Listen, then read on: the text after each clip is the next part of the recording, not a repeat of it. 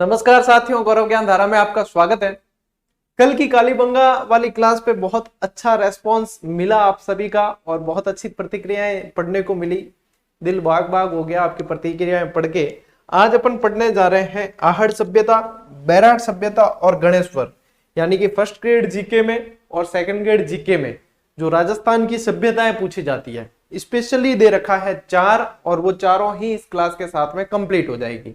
फिर ये क्लास आपको गुरुवार को मिल रही है, फिर शुक्र शनि रवि वापस शाम 8 बजे आपको आरबीएससी की क्लासेस मिलेगी। फिर सोमवार से गुरुवार वापस यही राजस्थान की जो इतिहास वाली क्लासेस अब शुरू हो चुकी है जीके वाले पार्ट में, वो आगे चलेंगे अपन उसमें। ठीक है, चलिए आज और बढ़िया तरीके से आपको याद करवाने की कोशिश करता हूं। देखो, पढ़े आप भी बहुत हो, कंटेंट आपके पास भी बहुत है। ठीक है, मेन मुद्दे की बात है याद करना, क्योंकि याद जब ऑप्शन पे डिपेंडेंसी नहीं होनी चाहिए। जब याद है तभी तो मजा है। तो चलिए याद करते हैं। ठीक है, भूलना असंभव, इसको थोड़ा सा प्रयास करते हैं कि वास्तव में असंभव हो। आज अपन पढ़ने जा रहे हैं आहड़। देखो, मेरी क्लासेस में कई सारे बच्चे बताते हैं सर जब क्लास स्टार्ट होती है तब से हमें ये सस्पेंस में रहता है कि अब सर क्या बताएंगे, किस तरीके से इसको याद करवाएंगे। वो ये सबसे पहली चीज यहां पे ध्यान रखें कि अपन देखो आहड़ सभ्यता पढ़ रहे हैं। ठीक है, आहड़ उदयपुर में है। आहड़ सभ्यता पढ़ते हैं तो अपन आहड़ को जब लिखने जाते हैं तो सबसे पहली आकृति जो होती है ना, कोई भी लिखे चाहे आहड़ को, ऐसा नहीं कि हाँ पहले लिख के बाद में आ लिखेगा, ऐसा नहीं। सबसे पहले आप लिखेंगे ये। ठीक है, आज का फोकस अपने इस पे रहेगा। आकृति पे ध्यान देना, ये 3 है या ऊ है या ये, आप इस पे ध्यान नहीं देना है। अब देखो इस आकृति से मजा क्या आएगा, आपको याद कैसे होगा।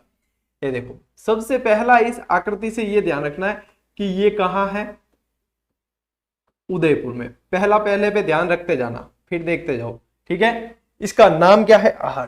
फिर इसी आकृति से ये ध्यान रखना। अब देखो, अब मैं इसको और बता रहा हूं। ठीक है, इसकी खोज किसने की, अक्षय कीर्ति व्यास ने। इसकी खोज अक्षय कीर्ति व्यास ने। अब देखते जाओ, फिर वापस इसी आकृति को ध्यान रखना। ठीक है, अब आगे लगा दो 1953 में। खोज कब की है, 1953 में। फिर वापस यही आकृति। ठीक है, यानी कि ये कौन सी नदी के किनारे है, ये आयड़ नदी के किनारे है। ठीक है, चलिए ये भी बढ़िया हुआ।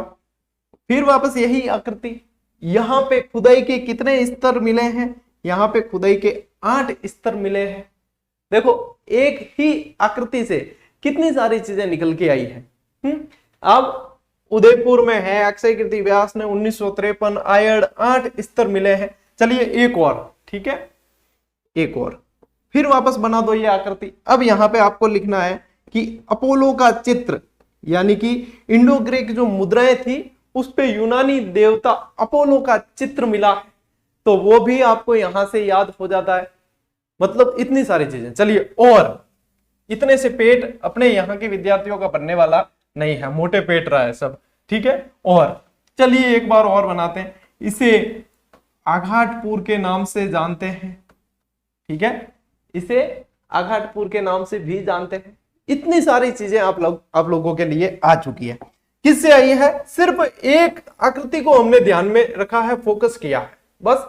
ये आयड़ नदी जो है ये बेड़च के नाम से, मतलब बाद में, पहले उदय सागर झील में गिरने से पहले आयड़ कहलाती है, बाद में यही बेड़च कहलाती है। ठीक है, बेड़च कहलाती है, ध्यान रखना। यही नदी आयड़ जो है ना, यही बेड़च भी कहलाती है। ठीक है, तो ये जो सभ्यता है, ये जो आहड़ सभ्यता है, इसे बनास संस्कृति के नाम से भी जाना जाता है। क्या कहा जाता है, बनास संस्कृति के नाम से भी जाना जाता है। ठीक, आघाटपुर तो इसका मैंने नाम बता दिया, इसे धूलकोट के नाम से भी जाना जाता है। ठीक है, अब देखो जैसा कि मैंने कहा था इतने से पेट भरने वाला नहीं है।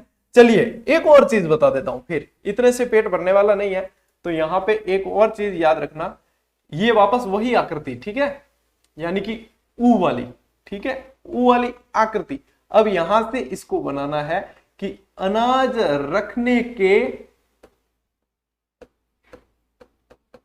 पात्र, और अनाज रखने के पात्र यहां पे ये क्या कहलाते थे, ये गोरे या कोठे कहलाते थे।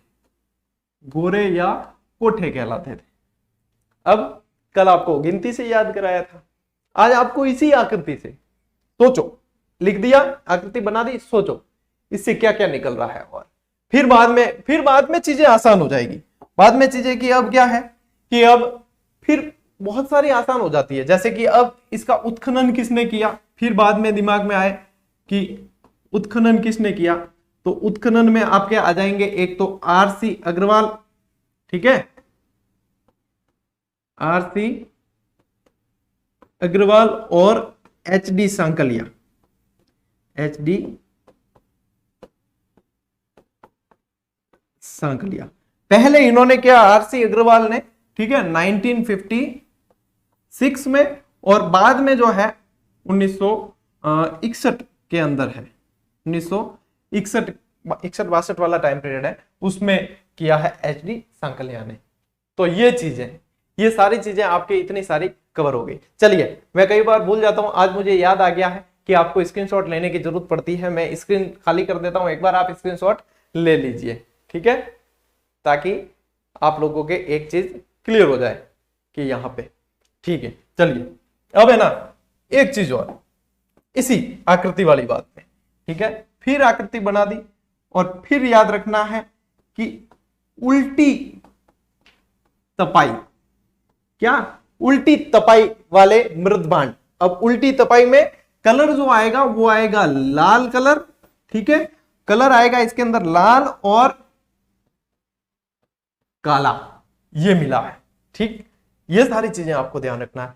इसके अलावा अब एक चीज और यहां पे ध्यान रखें जो इंपॉर्टेंट है, वो ये है कि यहां पे बनासियल बुल, बनासियल बुल यानी कि मैल जिसे कहा जाता है, ठीक है, ये मिट्टी का बना था। अच्छा, कल की क्लास में है ना, मैंने मिट्टी का बैल कालीबंगा में बताया है, वो मिट्टी का नहीं है, वो तांबे का है, वो हल्का सा संशोधन है, वो मैंने गलती से मिट्टी का बता दिया आपको। कालीबंगा वाला तांबे का है। यदि आपका ध्यान नहीं भी गया है तो मैं वापस क्लास को देखता हूं फिर से, वो तांबे का है, ये मिट्टी का है। यहां पे आहड़ के अंदर मिट्टी का मिला है, ठीक है ना, ये ध्यान रखेंगे। यहां पे गंदे पानी की निकासी के लिए, जब गंदा पानी निकाला जाता था ना, तो उसके लिए एक चीज काम में ली जाती थी जिसे कहा जाता था चक्रकूप। क्या कहा जाता था? चक्रकूप, उसे कहते थे चक्रकूप। अब देखो, कई विद्यार्थियों को यूं भी टेंशन होती है कि गुरुजी ये सब आपने इतनी सारी बोली है, लिखा, मतलब एक कीवर्ड टाइप लिखे हैं आप, हम इसे नोट्स कैसे बनाएं? मेरे पास पूरी व्यवस्था है, मैं आपको नोट्स मेकिंग पे ही दूंगा क्लास, ठीक है ना। ये चीजें आपको याद करवाने के लिए कि मेन की पॉइंट जो है ना वो ये है। अब यहां पे ईरान से संबंध दर्शाती है ये सभ्यता कि बिना हत्थे के जल पात्र मिले हैं जो ईरान में मिलते थे, तो वो यहां पे भी मिले हैं। तो ये ईरान से संबंध वाली यदि पूछे आपको चीज, तो वो यहां आप आहड़ के अंदर आप ध्यान रखेंगे, ठीक है। तो देखो, सिर्फ एक आकृति से कितनी सारी चीजें निकली, ये यहां तक कि सन भी अपन को याद हो गया, इतनी सारी चीजें निकल गई। मजा आया कि नहीं आया? अब चलिए, अब अपन बढ़ते हैं आगे। कहां गया अपना? ठीक है, अब आ गए फिर से नोट्स मेकिंग पे, क्योंकि सिर्फ मुझे यहां से पढ़ाना नहीं है, उन भाई बहनों के पास में नोट्स भी होने चाहिए। भाई आज पढ़ाई है, महीने पर बाद आप इस चीज को भूल जाओगे, तो फिर नोट्स देखोगे, फिर वापस आपके दिमाग में वही चीज आ जाएगी कि हाँ ये चीज ऐसे थी। तो सिर्फ यहाँ पे बताना या समझाना नहीं, आप लोगों के पास समझने के बाद में एक मतलब हथियार जो है संग्रहित किए हुए भी होने चाहिए, ठीक है ना। हथियार चलाने सीख लिए, लेकिन है नहीं पास में तो चलाओगे क्या? ठन गोपाल। चलिए आ जाइए फिर से क्लास पे। राजस्थान के, अब देखो कितना आसान हो जाएगा। अब मतलब अब आपको कुछ लगेगा ही नहीं। राजस्थान के कौन से में? उदयपुर। कहा? कौन सी नदी के किनारे? आयड़ नदी के किनारे, ठीक है। खोज किसने की? अक्षय कीर्ति व्यास ने की। कब की? 1953 के अंदर की, ठीक है। उत्खनन आरसी अग्रवाल, यहां पे भी यदि ध्यान दोगे एचडी सांकलिया, ठीक है, हसमुख धीरज सांकलिया। उपनाम इसके आघाटपुर, धूलकोट, ताम्रवती नगरी के नाम से इसे जाना जाता है। ध्यान रखना, यह प्रश्न भी बना है, ताम्रवती नगरी के नाम से इसे जाना जाता है। और एक क्या बताया मैंने साथ में आपको, वहां पे ही याद आ गया था तब कि इसे बनास संस्कृति भी कहा जाता है। क्या कहा जाता है? बनास संस्कृति भी कहा जाता है। अच्छा, गंदे पानी की निकासी के लिए काम में लिए जाने वाले जो मतलब एक व्यवस्था थी उसे चक्रकूप कहा गया। यानी कि सीधा पूछा जाता है चक्रकूप के अवशेष कहां से मिले, तो चक्रकूप के अवशेष मिले अपने आहड़ से। ठीक है, आहड़ से मिले। रंगाई छपाई के ठप्पे और काले व लाल रंग के उल्टी तपाई के, ठीक है, उल्टी तपाई के मृद भांड मिले। अब के जना पूछ लिया करे गुरुजी उल्टी तपाई क्या है, भाई सीधी तपाई नहीं है, वो उल्टी तपाई है, उल्टी तरफ से तापना। ठीक है, अब इतो दिमाग में जोर नहीं देना चाहिए, सीधो सीधो पूछ, बट यूं नहीं पूछे कि उल्टी तपाई क्या होता है बाल को, ऊंधो दिमाग कभी हलानो नहीं, सीधो सीधो दिमाग ही चलाओ। क्यों अपार सीधो ही मुश्किल चले, भी नहीं ऊंधो चलान ढुक जा नहीं तो वो सीधो वाला भी क्या मैं भी चालन क्या करूं, मैं भी मौज कर लूं, इसलिए दिमाग पे ज्यादा प्रेशर नहीं। ठीक है ना, ये चलिए ये याद रख लेना। अब देखो चूल्हे और अनाज पीसने के, यहाँ पे अनाज पीसने के सिलबट्टे वगैरह ये भी मिले हैं। देखो चूल्हे मिले हैं यहाँ पे, ये आप देख पा रहे हो चूल्हे और अनाज पीसने के पत्थर जिन्हें सिलबट्टे भी अपन कह सकते हैं। जो इंपॉर्टेंट चीज है वो है अनाज रखने के बड़े बड़े पात्र मिले हैं यहाँ पे। ठीक है ना, ये देखो बड़े बड़े पात्र मिले हैं जिन्हें कोठे या गोरे कहा जाता है।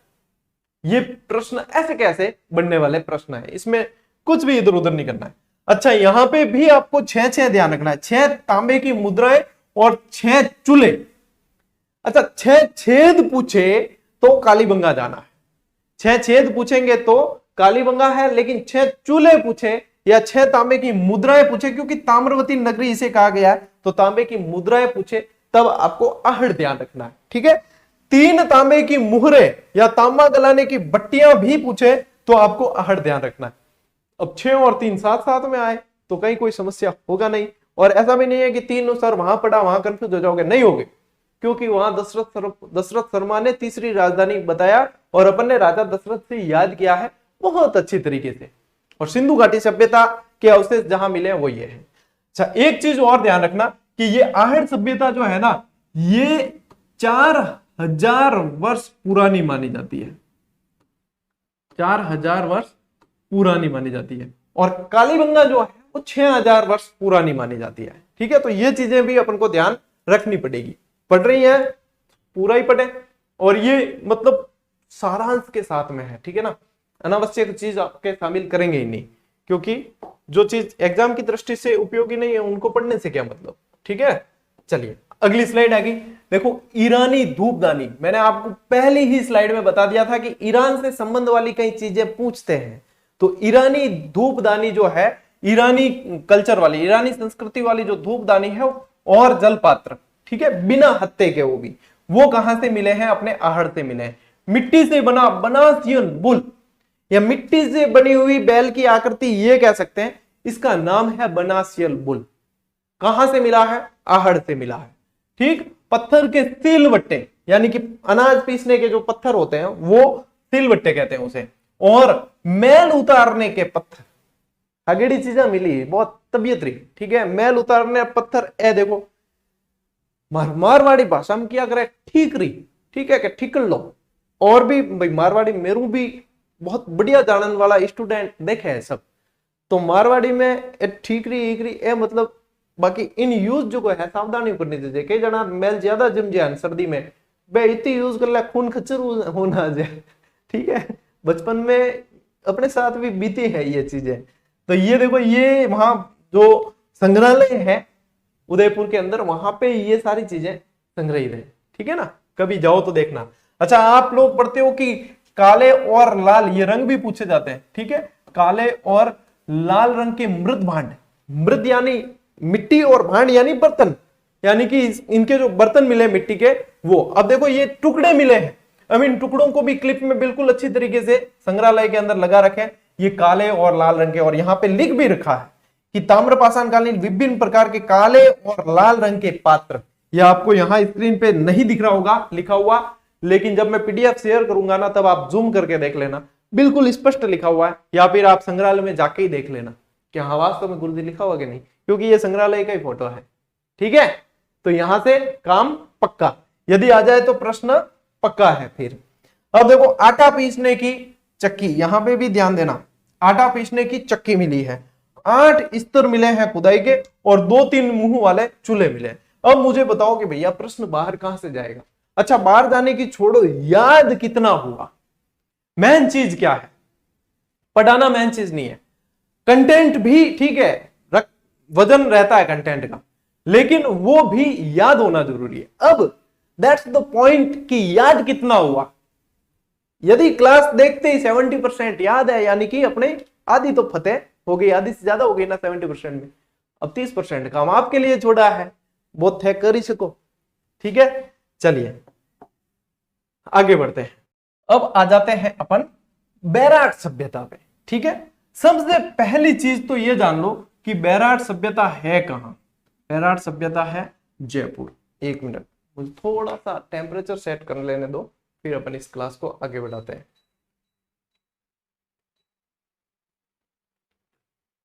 हाँ, अब यहां पे अपन को याद करने के लिए एक ही शब्द को फोकस करना है, वो ये है। ठीक है, मेन चीजें आपको इसी से याद हो जाएगी। क्या याद होगी कि सबसे पहले आपको यहां से एक शब्द याद रखना है, वो है बहादुर। ठीक है, क्या है, बहादुर। और एक याद रखना है यहां से बनर्जी। क्या याद रखोगे, बनर्जी। अब ये क्या है, ये है खोजकर्ता। क्या है, राय बहादुर दयाराम साहनी, खोज की इसकी। ठीक है, 1937 के अंदर। और बनर्जी यहां पे NR लगा देना, नील रत्न बनर्जी। और KN दीक्षित ने भी की है इनके साथ में, KN दीक्षित। तो ये भी कैलाश नाथ दीक्षित, ये आ जाएगी इसमें, यानी कि यहां पे फोकस करना है। अच्छा, और क्या ध्यान रखोगे इससे, कैप्टन बर्ट के बारे में ध्यान रखना। अब बर्ट के बारे में ध्यान रखोगे तो पता चलेगा कि इन्होंने भाब्रू शिलालेख की खोज की थी यहां। ठीक है, भाब्रू शिलालेख, जो कि कब है, 1837 के अंदर। ठीक है ना, ये ऐसी सभ्यता। एक और चीज ध्यान रखना, जिसमें बौद्धकालीन प्रमाण मिले हैं, यानी कि भगवान बुद्ध से संबंधित कुछ पूछ ले आपको। ठीक है, बुद्ध के अस्थियों से भरा हुआ स्वर्ण मंजूषा जो कलश मिला है, स्वर्ण मंजूषा राम सिंह जी के समय, वो भी यहां से मिला है। अच्छा, बौद्ध मठ भी यहां से मिले हैं। ठीक है, तो ये इतनी सारी चीजें आपके इस शब्द से निकल के आ जाती है, यानी कि बहुत सारी चीजें तो हो गई आपके कवर। ठीक है, इसके अलावा एक और चीज यहां से ये भी ध्यान रखें कि बीजक की पहाड़ियां, बीजक की पहाड़ियां, इन बीजक की पहाड़ियों से ही ये भाब्रू शिलालेख मिला है। ठीक है ना, और बहुत सारी है। अब बीजक डूंगरी कहा जाता है, यहाँ पे इनको जो पहाड़ियां है ना, इन्हें डूंगरी कहा जाता है। भाई कई जगह मारवाड़ी टच आया करे, अब ये चाहे ढूंढाड़ी के तो आप डूंगरी कहा जाता है, जैसे बीजक डूंगरी, भोमरी डूंगरी, हनुमान डूंगरी, महादेव डूंगरी, ये सारी डूंगरियां यहां है। ठीक है, तो डूंगरी ध्यान रखना कट है जयपुर बैराट के मायने। अब ये चीजें आ गई आप लोगों के निकल के सामने। अब यहां पे यदि आपको पूछे कि ऐसी सभ्यता जिसके अंदर महाभारत कालीन अवशेष मिले, ठीक है, महाभारत कालीन अवशेष मिले, जिसके अंदर मौर्य कालीन अवशेष मिले हैं, जिसके अंदर कुषाण कालीन अवशेष मिले हैं, कुषाण कालीन अवशेष मिले, यदि ये तीनों चीजें किसी की पूछ ली जाए तो आपके सीधी सीधी कहां से आएगी, बैराट आएगा उत्तर। ठीक है, मिहिर कुल ने इस पर आक्रमण किया, ये भी चीज पढ़ने को मिलती है। हुण आक्रांता, मिहिर कुल का आक्रमण। ठीक है, और एक ध्यान रखना कि विदेशी, जब विदेशियों की बात ही हो रही है तो चीन को क्यों छोड़े अपन, विदेशियों की बात हो रही है तो चीन को क्यों छोड़े, तो चीनी यात्री हुएनसांग, युआनच्वांग, चीनी यात्री हुएनसांग जिसे यात्रियों का राजकुमार कहा जाता है, वो घूमने आए बटे। ठीक है, वो यहां पे आया था। अब भगवान बुद्ध आते ही अपन को ध्यान पड़ जाता है कि चीनी यात्री यहां आया होगा।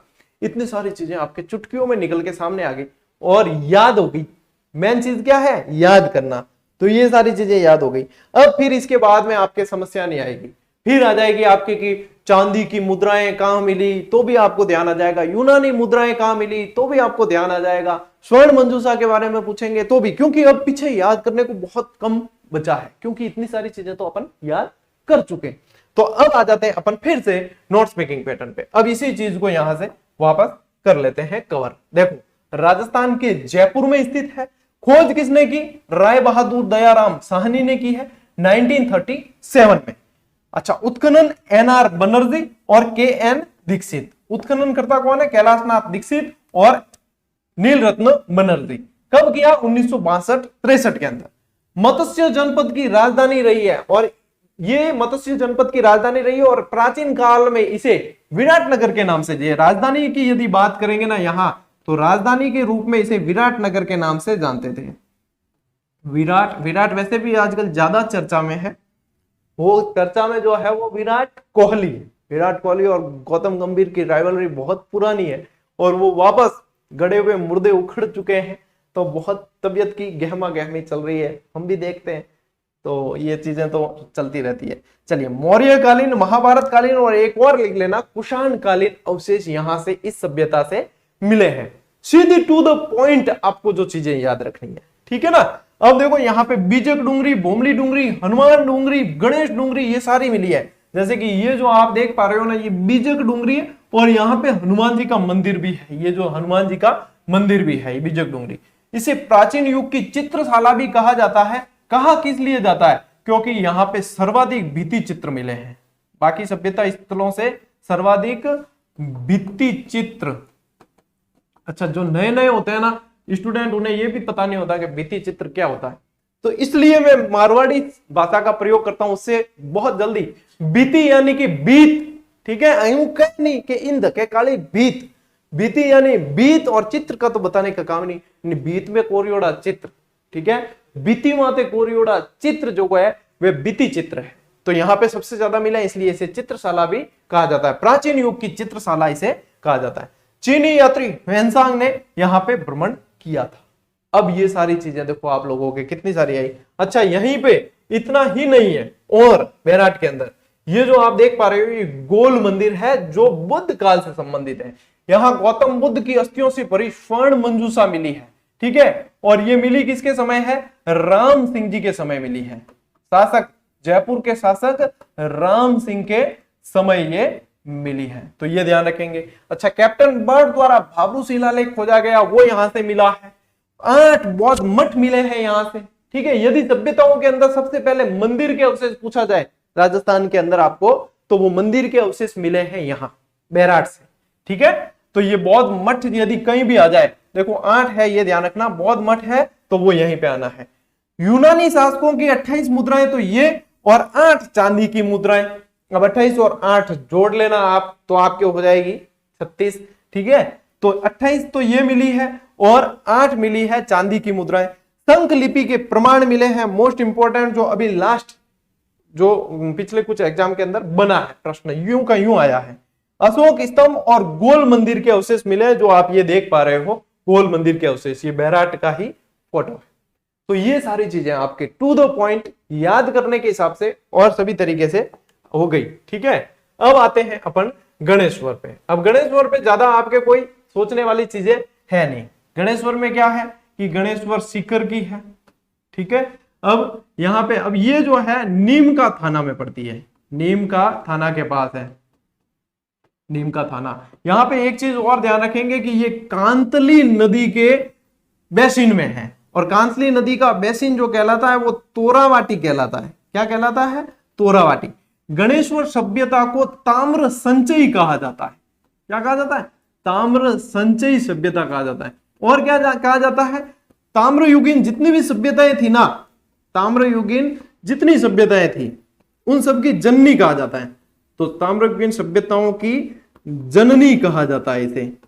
अच्छा, जननी क्यों कहते हैं? क्योंकि यहां से जो तांबे की चीजें मिली है वो 99% शुद्ध मिली है, यानी कि सभी जगह यहां से सप्लाई हुआ करती होगी ये चीजें। और इसमें क्या ध्यान रखोगे, यहां पे मोस्ट इंपॉर्टेंट पत्थर के बांध मिले हैं, पत्थर के बांध मिले हैं। अच्छा, ताम्र आयुध मिले हैं। क्या मिले हैं? ताम्र आयुध मिले हैं। और क्या मिले हैं? बाणाग्र मिले हैं। बाणाग्र समझते हो? बाण के आगे जो आगे वाला जो भाग होता है वो, अब लकड़ी के आगे लगा के भी छोड़ेंगे तो वो मारेगा उतना ही, ठीक है।